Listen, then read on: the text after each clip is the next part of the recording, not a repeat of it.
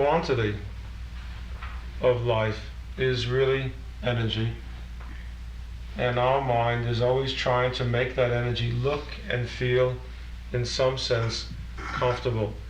And I know that one of the greatest moments of my life was when I met Swami Nityananda, this enormous, fat, very black man laying on a stone slab in a small temple in India. And I was taken there with no idea of who it was, and I saw this strange-looking beast laying there, and nothing in me, in my background, would in any way allow me to relate to him. But people were being brought up to him and having experiences, and I realized this was some kind of an honor, and it was so stupid in me. It was like an experience during the war where you get on any line because they may be giving away something with his ration.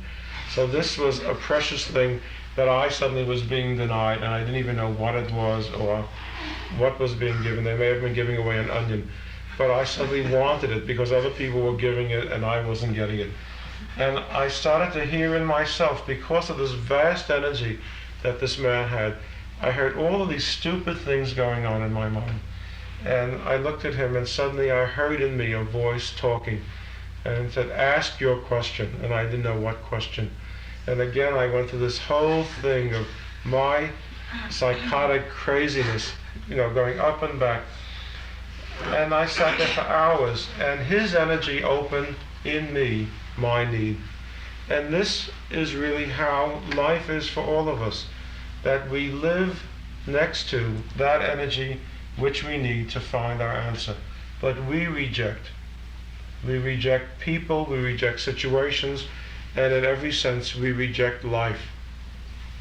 And you have to understand on the simplest level that you open and love, because God really is love.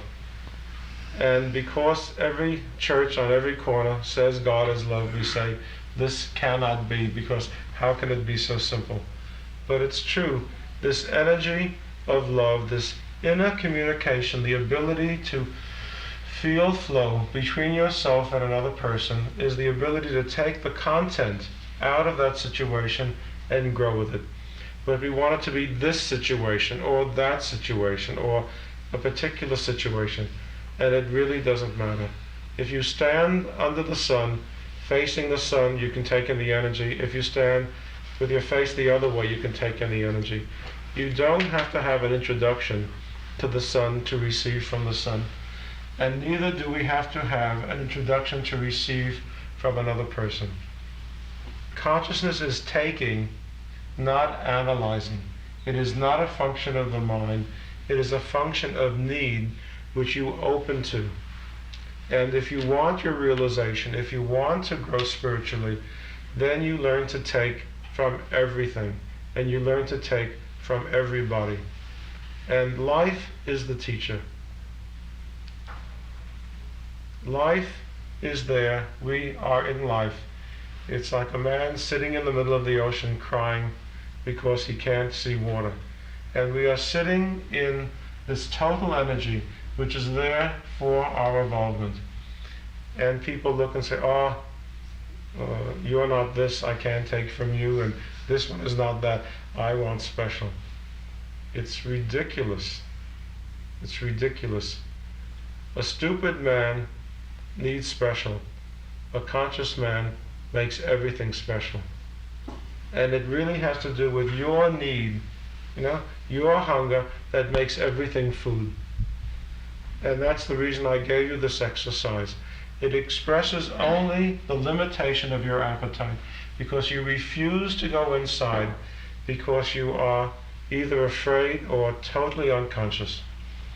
Unless you have a deep appetite inside, a tremendously deep appetite, and your heart is deeply open and all you want is your realization, then you will never have a chance, because your focus is here or there, and your focus should be there, all the way up.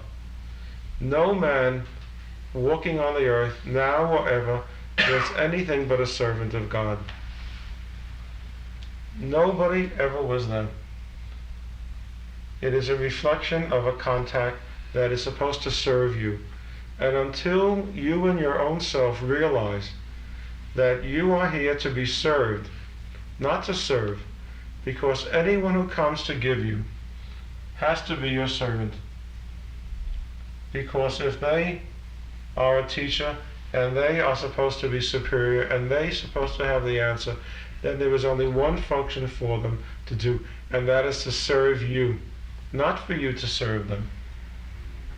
And you have to go and shake them and bother them and make them find in themselves that which allowed them to receive what they had.